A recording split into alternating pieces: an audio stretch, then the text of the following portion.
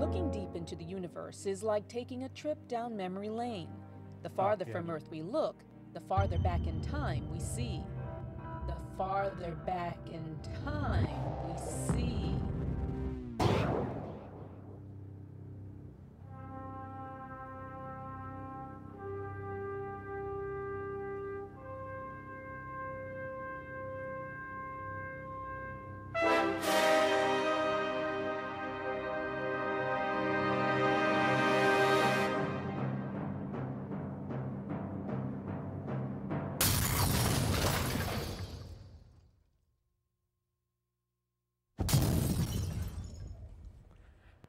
And welcome, ladies and gentlemen, to episode 68 of the most must-see show to ever hit the Bedford TV airwaves. Those airwaves, these airwaves, any airwaves for that matter, the Wrestling Connection.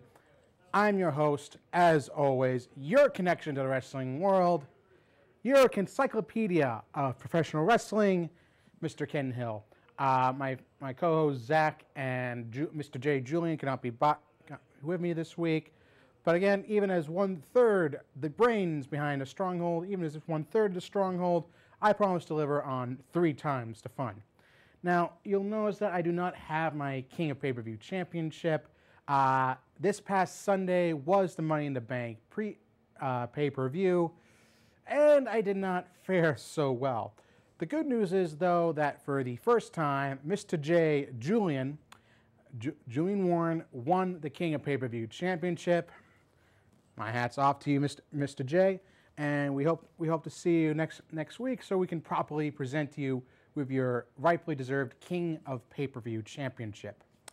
That being said, this week's been a week of emotional highs and lows. Of course, last week we covered the passing of one of the absolute greats of professional wrestling, Dusty Rhodes. We've seen tributes to him throughout the week. Sunday was Money in the Bank. Again, another pay-per-view, another day of literal highs and lows. You had some climbing high to success, yet others crashing far, far, far below. And that's what we're covering in this week's Money in the Bank per review. Okay, I mean, we kick things off with, of course, the kickoff match. The erstwhile King Barrett versus King What's Up, our Truth. Now, this all harkens back to the King of the Ring tournament, where Barrett initially beat Truth on his way to becoming King of the Ring. Unfortunately, since then, Barrett's been on the slippity slide downward, while Truth has been surprisingly taking slow climbs going up the ladder of success. Barrett tried to get some of his gumption back against Truth at Money in the Bank. Came up on the short end of the stick, though, and of course, just to rub salt in the wound, Truth thought he would take King Barrett's crown for a little spin, but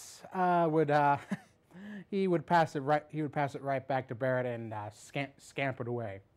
To paraphrase a famous song from Monty Python's Flying Circus, brave King What's Up ran away, he bravely ran away, when Barrett reared his ugly nose and head, King What's Up turned his tail and fled. Bravest of the brave, King What's Up. Little shout out to anyone who's a big fan of Monty Python like me. All right, so Truth got the win there, and the King of the Ring curse continues for Mr. Bad News King Bad News Barrett. Now we kick things off in a big way. How else could we kick off Money in the Bank pay-per-view with the Money in the Bank match? You had Ziggler, you had Sheamus, you had Neville, you had Reigns, you had Kane, you had Orton, you had and Kofi Kingston of the New Day. You had a litany of former Money in the Bank winners, performers, and even a newbie in Neville. So, I mean, saw plenty of action here. This was kind of what you would call like, it was a middle of the road Money in the Bank match. I mean, it didn't rank up there with the best of the best, but it had its moments, especially with Ziggler, with Sheamus, with Reigns, who was just downright brutal in this match, doing a flying leap over the top rope onto every other Money in the Bank participant, catching Kofi Kingston midair and power bombing him onto Neville, or actually catching Neville and power bombing him onto Kofi Kingston's back on a ladder. Ugh, that was hard to watch, and I can't imagine it was much better for it was even worse for Kofi. Reigns did dominate a good part of this match, and it seemed like that he was en route to capturing the Money in the Bank briefcase, only for surprise of surprise, the ruiners of the ruiner of predictions everywhere, Bray Wyatt, would see to involve himself, tipping the ladder over, sending Reigns crashing far down below, and ultimately this would lead to Sheamus, of all people, Sheamus coming away with the Money in the Bank briefcase. Now, this is rather surprising, as supposedly, according to the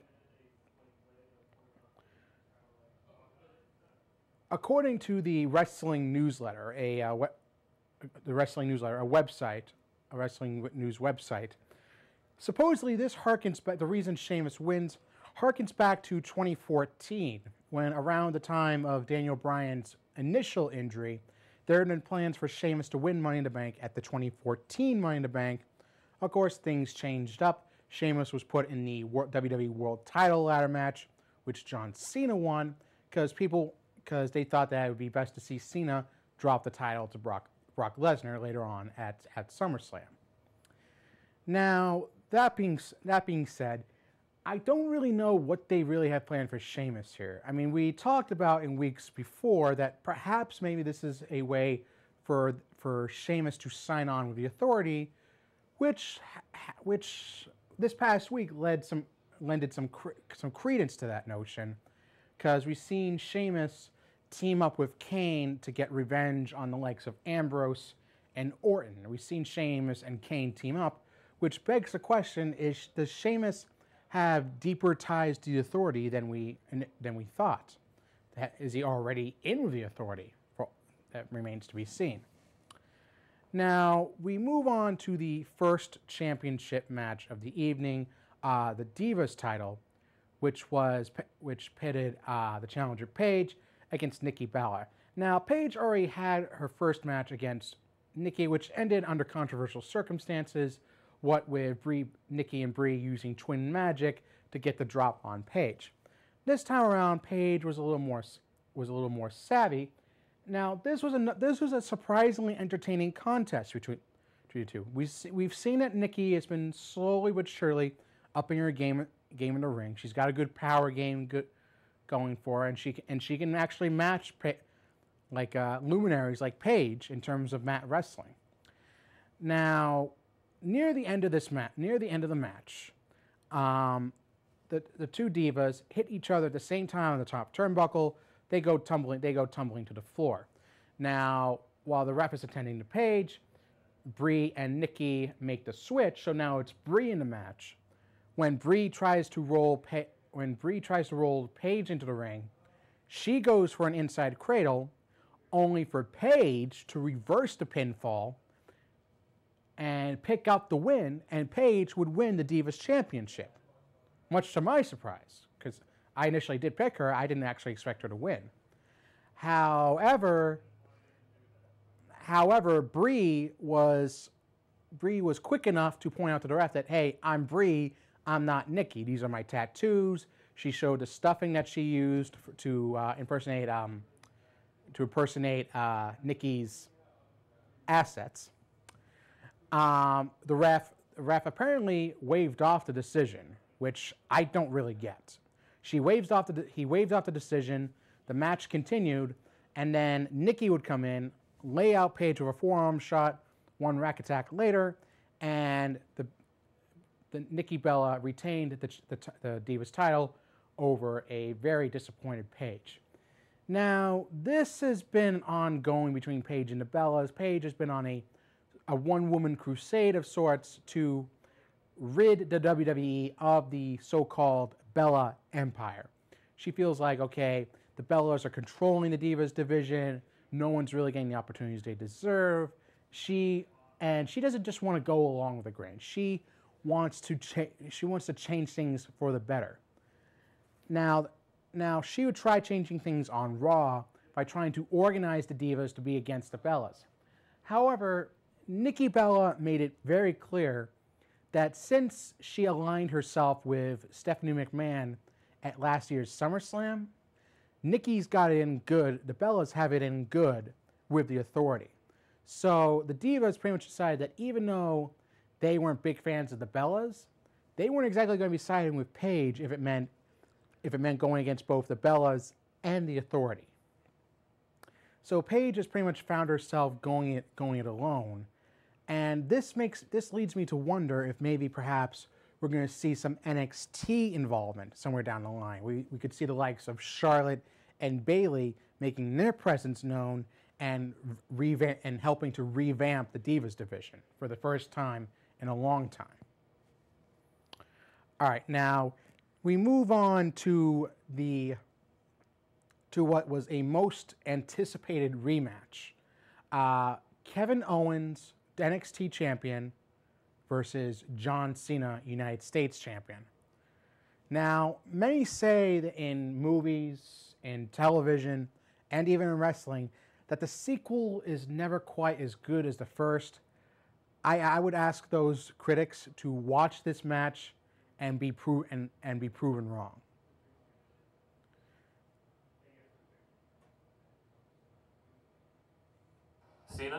Cena. John Cena? Yep. The wrestler? Yep. Okay. Yeah.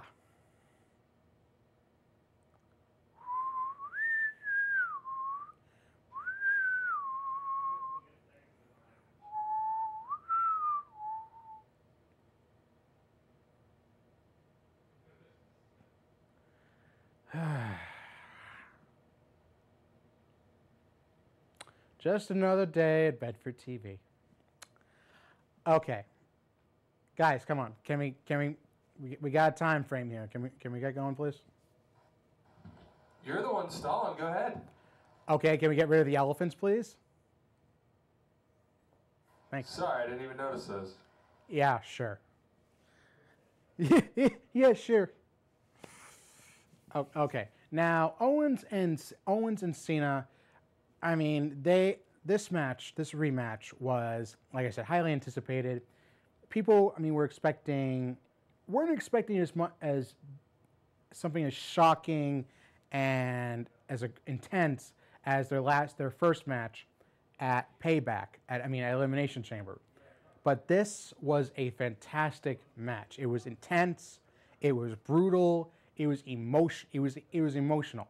What I liked the most about this match, aside from the ending, was that Cena. This was the first time in his career that we've really seen Cena frustrated with the refs, frustrated with the officials. You see him getting in the official's face every time there was a near fall, every time Cena thought he had Owens beat. After the first AA, after the second AA, after a springboard stunner, after this electric chair drop, every near fall, Cena grew more and more, he grew increasingly frustrated, something we don't normally see Mr. Hustle, loyalty, and respect. I mean, the fact that Owens was getting to Cena this much not only implied that Cena was growing desperate to beat him, but he was gaining more and more of a grudging respect for someone who could hang in there with Cena. That's not something you can say about a lot of the wrestlers on the WWE roster. Now, that being said, we get to the end of the match, which, again, I mean, you're seeing new moves. We see a flipping powerbomb from Cena. We see a super kick from Owens. We see the pop-up powerbomb, which Cena managed to kick out of. Not many can say that either. I mean, we saw a whole new chapter, a whole new moveset between these two guys. I mean, they really changed things up for this match, and I would say that the sequel, the rematch, I would say was even better than the first. This was something that people need to see. If you get the chance, watch the replay of Money in the Bank, because this was one match you don't want to miss. Owens and Cena putting on another fantastic match. Now Cena would manage to eke this out, hitting a third AA to finally put Owens away. Now, Cena tried to give the handshake to Owens, raise his hand in victory, in admiration and grudging respect. Try to tell him, okay, now you belong here. You deserve to be here. Now, Owens would end up taking that the wrong way, as we'd find out later on. Interview. He would take Cena, drive him out to the ring, throw him out to ringside, and much like he did to Sami Zayn a couple of times, powerbombed Cena back first into the ring apron. Cena would have to be carried off and eventually stretchered off by officials, and we have not seen Cena for the last week. Things would not get much better as Machine Gun Kelly, a noted John Cena supporter and performer and rap artist, performed for his hometown of Cleveland the following night on Raw. Owens would come out near the end of the performance, and what was very shocking to all of us, because we've never seen this level of physicality with any of the guest stars on Monday Night Raw in the last few years. Owens powerbombed Machine Gun Kelly off the stage through a table. And this was, I mean, you could understand. I mean, you could begin to understand why Owens did this, because maybe Machine Gun Kelly's mouthing off to him, because we know that means that Kelly's a supporter of John Cena. It could be a number of reasons. I mean, Owens was forced to give a public apology on Twitter. You can't. So I don't know. It was because of the handshake. It was because of the hand. Machine Gun Kelly went to shake his hand, and it was similar. It reminded him of what happened with Cena. Right. It was a number of contributing factors, including the handshake. I mean, the authority forced Owens to give an apology on Twitter was not a very convincing one, to say the least. And the reason Owens gave for doing it in the first place, because I wanted to grow up. That was the reason he gave, just because he wanted to. No deep-seated reason, just because he wanted to. Oh, I'm so sure. I mean, look, I'm not a big fan of this generation of what you would call rap stars. But what happened to Machine Gun Kelly was shocking, to say the least. Yeah. All right, so now moving on, we come to the second championship match. What was that? Random dance party. Okay, we come to the second championship match of the evening, which was the tag team championships, contested between the champions New Day and the challengers, the Primetime Players. Now, right before this, Xavier Woods and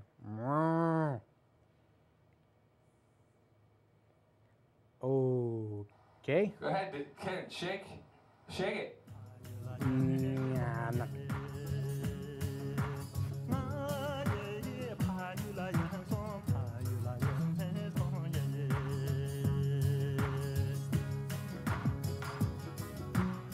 Okay, I'm done. Okay.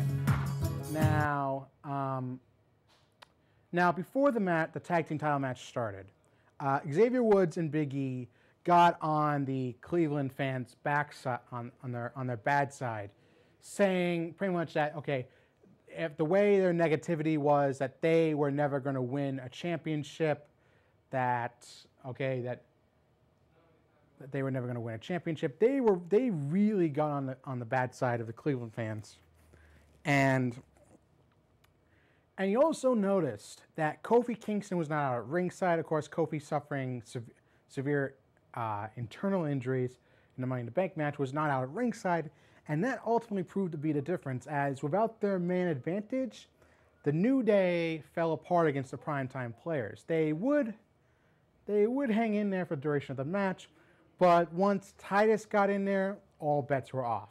Titus cleared the ring of Big E, hit the clash of the Titus on Xavier Woods, and the primetime players, those millions of dollars, finally proved their worth, picking up their first tag team title victory in WWE, knocking off the New Day. Now, I initially didn't understand why they put the belts on the primetime players, but I guess I get it now. Because, I mean, with the Usos and Tyson Kidd, Cesaro's partner Tyson Kidd on the shelf, I mean, you really need to start building up new face tag teams. And really the best way to go would be with a tag team that's already well established in the primetime players. They've been around the longest, they have the most build up to them, and the crowd really seems to connect with them. They got the whole millions of dollars dance. So, I mean, they're a team that the fans can get behind, and I could see the tag team division being centered around them for a short time. So that being said, let's see. Okay, now we come to you see right there the million of dollars dance that the fans love. We come to the main event. Oh, yep. Did we do Ryback versus Big Show? Yeah, right. Sorry, I forgot about that. We had the Intercontinental Championship match, Ryback versus Big Show. Now, I said last Friday that I did not envision this being a long match. It was going to get ugly real fast. It did. I mean, we saw Ryback going in on Big Show right away, hitting him with clotheslines, spine busters, the meat hook clothesline, really taking the fight to Big Show. And, of course, interestingly enough, we had The Miz, of course, in his getting the hometown reception, previous hometown reception in Cleveland. He was on commentary, and you kind of got the feeling that this was not going to end well. It was just not going to be a clean finish, and of course, we were proven right. Now, Ryback got in Miz's face. He tossed him across the announce table. As soon as he rolled Big Show back into the ring, Ryback would get KO punched. But as Big Show was getting ready to going for the cover, as he was getting ready to go for the cover, Miz would come in, hit Big Show, both Big Show and Ryback with a mic shot, with a shot from the microphone, and just waltzed right off. Big Show would end up winning by disqualification, and this pretty much lends credence to the notion that there's going to be a triple threat match for the Intercontinental title down the line concerning the champion Ryback, Big Show, and The Miz. And the question being is, okay, if the end product was going to be a triple threat match, why didn't they just do the triple threat match in the first place, is what I'm asking. I'm guessing they're just saving it for Battleground or SummerSlam or however long they plan on dragging out this whole Intercontinental title feud.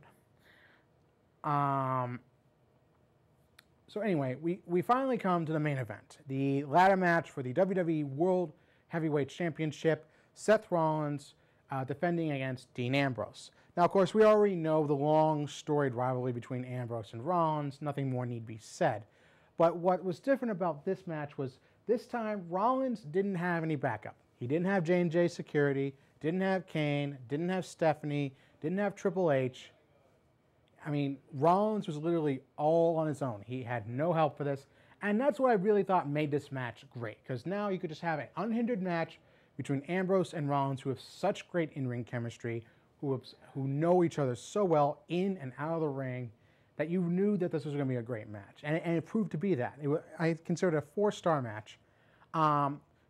Rollins did some great work on Dean's leg, using the figure 4, using a ladder to bash Dean's leg, and essentially making it so that Ambrose could barely walk, let alone climb a ladder. And I like that Dean sold the leg injury very, very well throughout the match.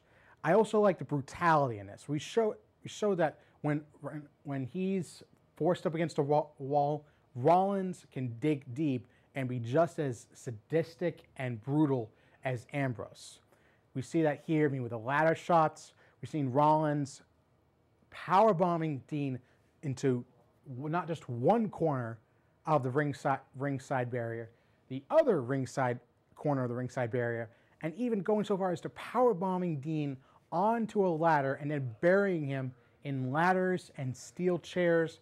I mean, Rollins did everything he could to keep Ambrose down. Now, this match did drag on a little at times, but I felt like overall it was an entertaining contest. It was fun, it was brutal, it was brutally fun to watch. In the end, though, Rollins would come away with the championship, albeit after a struggle at the top with Ambrose. Rollins would come away with the championship after a struggle with Ambrose at the top. Both would come down with the championship, but Rollins would manage to wrestle it away from Ambrose after impacting the canvas. Of course, Rollins retaining his championship, finally getting that sought-after clean win over Ambrose, pretty much more or less bringing an end to their rivalry and finally proving once and for all he can win a big one on his own without any of the Authority's help. Now, of course, he would brag about that to the moon the following night on Raw, and that got under the skin of Triple H and Stephanie a little, who thought that Rollins just had a little bit more to prove that he could function well on his own without the Authority to assist him. And we would find out that Rollins' next opponent at WWE Battleground would be none other than Brock Lesnar. That's right, the Beast is back. He's made it very clear he's coming to Battleground. He's gonna rip the title back away from Rollins and put it around his waist.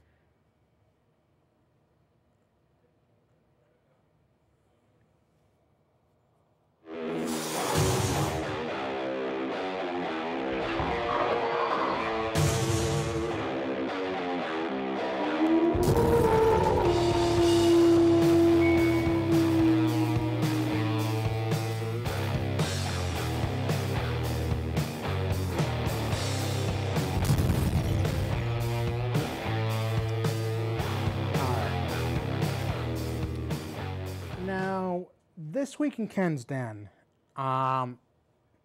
something I'm still trying to wrap my head around here is just the message that WWE is sending to its fans with this whole Divas feud between Paige and the Bella Twins.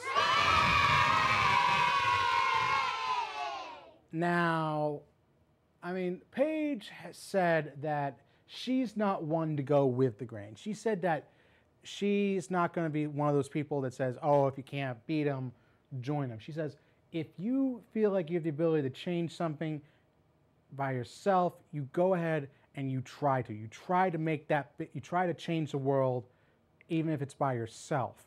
Now, we saw that she tried to do this at Money in the Bank, didn't pan out so well. And the thing is, then we saw the 1-on-2 match, and we saw that Paige couldn't convince any of the Divas to join along in her crusade against the Bellas, because ultimately they would be crusading not only against the Bellas, but against Stephanie McMahon and the Authority. And of course, Paige herself is not exactly endeared she hasn't exactly endeared herself to any of the Divas as a tag team partner. So of course that also meant that she wasn't going to get any help. Now that aside, we think that maybe Paige can beat the Bella Twins. If she can beat the Bella Twins, then maybe she has a chance of her message getting through. Maybe she has a chance somewhere down the line of taking the Divas title and stopping the tyrannical reign of the Bella Twins. But the Bella Twins pretty much curb stomped Paige. It was a 2-on-1 handicap match. She got beat down, and Brie Bella ended up getting the pin on Paige. So is the message that WWE seems to be sending here is, okay, you can make all the promises you want, but one person cannot make a difference. One person cannot make a difference in the end. I'm sorry. That's the lesson we're trying to impart onto the fans here. That one person ultimately can't make a difference. She can't turn things around. She can't change things for herself and the people around her. That's the message you're trying to send. Bravo, WWE. You're officially making people feel like, oh, I could try as hard as I can. I'll never make a difference in life. That's a great lesson that you're imparting on the young fans. Way to go. All right. That brings me to the end of this week's Wrestling Connection, episode 68. If you have any, for one, we are not going to have another paper preview following week. It's just the next paper preview will be in 4 weeks for WWE Battleground. But in the meantime, if you have any comments about the show, any ideas or suggestions, you can make sure to email us at wrestlingconnection@gmail.com. You can also check out our Facebook page, our official Facebook page, facebook.com/The Wrestling Connection. You can also hit up us on our Twitter page @WConnection. And we also have our official YouTube channel up, The Wrestling Connection at YouTube. Check us out there. You can check out all of our past and present episodes, along with all of our specials, including our one year anniversary. Now, in the coming weeks, we're going to have a special feature on the Wrestling Connection. We're going to have a little bit of wrestling trivia. Now, I'll explain the details next week, but just so it'll be known, there'll be an interesting prize at stake for whoever can email in the answer to the wrestling related question I pose to you in the coming weeks. Yay, indeed. Okay. Like I said, more details will be made known in the coming weeks. Now, in the meantime, ladies and gentlemen, I wish you all a happy summer. Congratulations to all of middle schoolers from Bedford who graduated this past week. Wish you the best of luck in your future endeavors at Bedford High School. You're going to need it. All right. That's all for this week, ladies and gentlemen. And remember, as always, be connected, get connected, stay connected.